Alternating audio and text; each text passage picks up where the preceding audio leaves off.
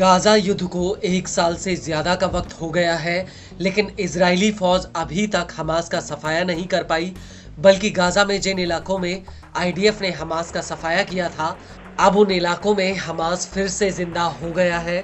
जी हाँ, हमास के लड़ाके लगातार उन इलाकों पर अपनी पकड़ मजबूत कर रहे हैं जहां से आईडीएफ ने उनका सफाया किया था, और इसी वजह से गाजा युद्ध अब आईडीएफ के लिए एक मौत का जाल बनकर रह गया है, जिसमें हमास के लड़ाके आईडीएफ के टैंकों और जवानों को एक झटके में निपटा रहे हैं।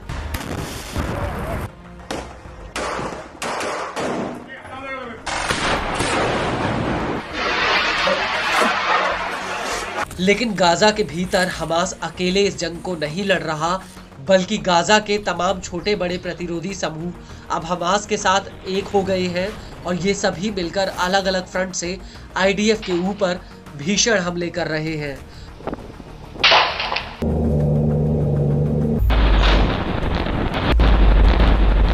और अब नेत्जरीम एक्सिस में आईडीएफ के ऊपर एक बहुत बड़ा अटैक हुआ है। दरअसल फिलिस्तीनी इस्लामिक जिहाद की सैन्य शाखा अल कुद्स ब्रिगेड्स ने नेत्जरीम एक्सिस में आईडीएफ की चौकियों पर जमकर रॉकेट दागे हैं।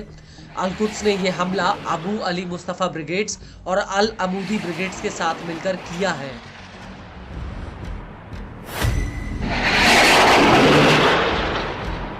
अल कुद्स ने इस हमले का बाकायदा एक वीडियो भी रिलीज किया, जिसमें साफ दिख रहा है कि कैसे अल कुद्स का एक लड़ाका जमीन पर ईंटों के ऊपर लॉन्चर फिट करता है और फिर इन लॉन्चर्स में रॉकेटों को लगाता है।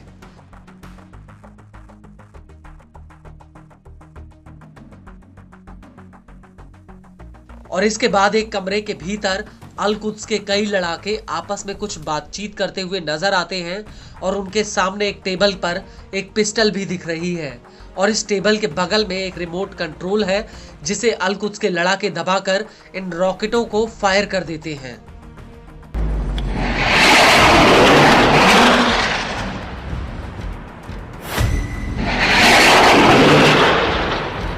और इसके बाद एक लड़ाका घनी हरियाली में छिपकर एक लॉन्चर में बड़े बड़े रॉकेट भरकर उन्हें दनादन नेत्जरीम एक्सिस की तरफ फायर कर रहा है।